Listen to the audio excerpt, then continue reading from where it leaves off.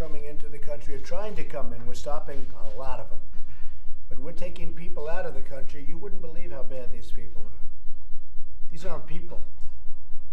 These are animals. Oh, hey everyone! Kim here with your daily science break. Today we discuss zoology for divisive idiots. Example, this is an animal. This is a person. Person, person, person, animal, person. Now this one is a trick question, but this is neither a tiger nor a spider. He's a person. And this may look like trash because it is. Donald Trump has a history of dehumanizing a certain type of immigrant. He announced in public what he thinks undocumented immigrants are. Last year, he called criminals from other countries animals. A Mexican worker who was acquitted of a death in California was also, in Trump's opinion, an animal. Normally, this sort of childish rhetoric is reserved for a sewage factory of a Twitter account that is somehow treated as official record, but now it's on whitehouse.gov, a government website now refers to people as animals no less than 4 times. It's like Trump's brand of childish, simplistic rhetoric is slowly seeping into official government documents. This line of argument that those people aren't people, they're animals, so let's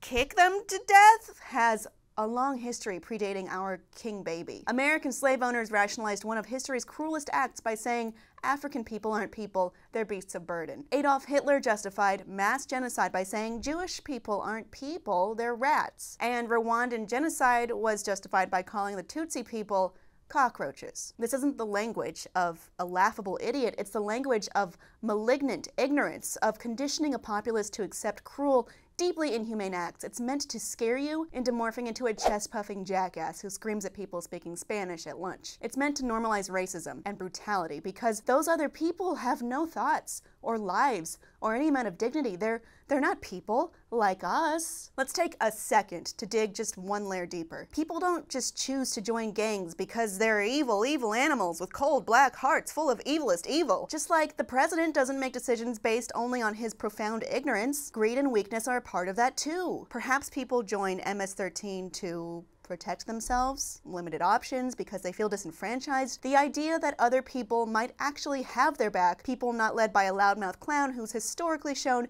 outright contempt for Latino people. They're people. When young people are confronted with severely limited options, they're forced to make difficult choices, choices that the rest of us will never have to confront. That doesn't make them animals, it makes them human. Treating people as animals is not just transparently racist, it's also deeply ineffective policy, and this is backed by history. In the 90s, Boston had a huge gang and violence problem, but with policing techniques cornerstoned by the idea that people committing crimes should be treated like people, and showing people there are more options than joining gangs, they made a huge change. In 1 decade, Boston reduced the violent crime rate by 79%. Studies confirm that this is a much more effective method than just calling people subhuman. If treating people with dignity isn't your thing, maybe you can see that it's more effective. Or maybe you don't care about effectiveness or treating people with dignity. Maybe you prefer to demonize entire communities, play to people's fears, and serve as a force of division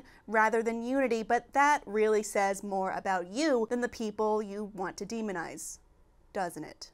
I'm Kim Horcher. You can find me a lot of places online, but especially with the Young Turks. Go to tyt.com/join.